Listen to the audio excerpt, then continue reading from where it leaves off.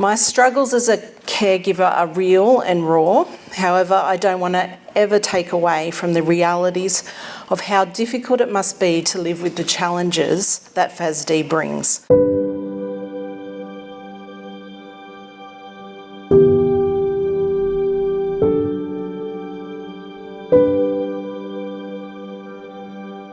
Today I want to share some of my journey, but please hear my heart. There's no shame or blame to those who carry the FASD burden every day.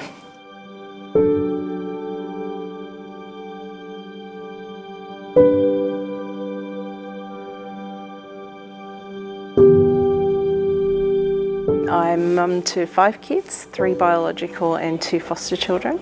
The 2 foster children came into our care when they were first born, came straight from hospital to our family.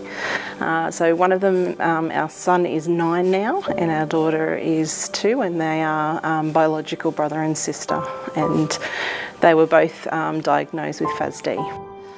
I could talk for hours about FASD and its challenges, but today I'd like to focus on caregivers and mental health, because as the saying goes, when mama's not happy, ain't nobody happy.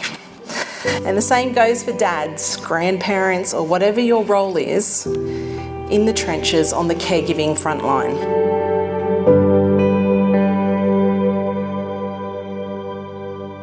My background is in counselling, so you would think that being a mental health expert would have kept me from the struggles of depression and anxiety.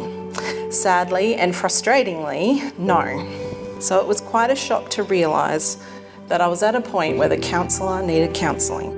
It is an emotional roller coaster a lot of the time because they can switch from being happy to in a rage within seconds. So you're constantly on the lookout for what might happen, or what, you know, it's trying to put out the fires before they become that raging inferno. So, as we realise our normal is not really normal at all, it's easy to become very overwhelmed.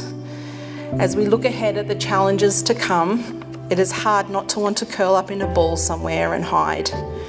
There is no denying it is big stuff to deal with, and that is precisely why we as caregivers need to be vigilant about keeping on top of our mental health. My fear of the future can literally send me spiralling into depression and anxiety. I guess I feel quite passionate about wanting to look out for the health of other carers, because it is a constant, intense journey.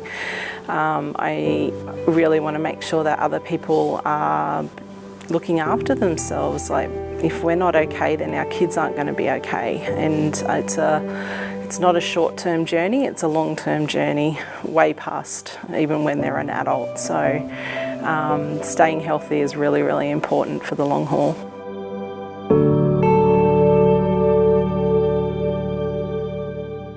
What makes a difference on this rocky journey?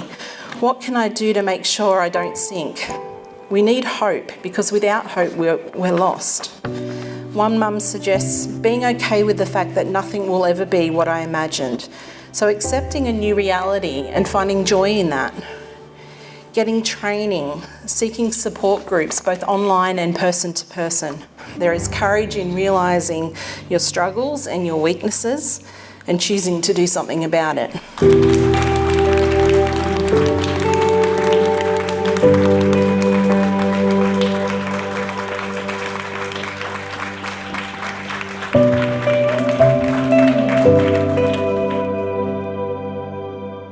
I think what I'd like people to take away from today is for the parents and the carers to hear that it's okay to struggle, that it's okay to acknowledge that this journey is really hard, but also that it's okay to get help, and that's really important, and it's essential for the journey.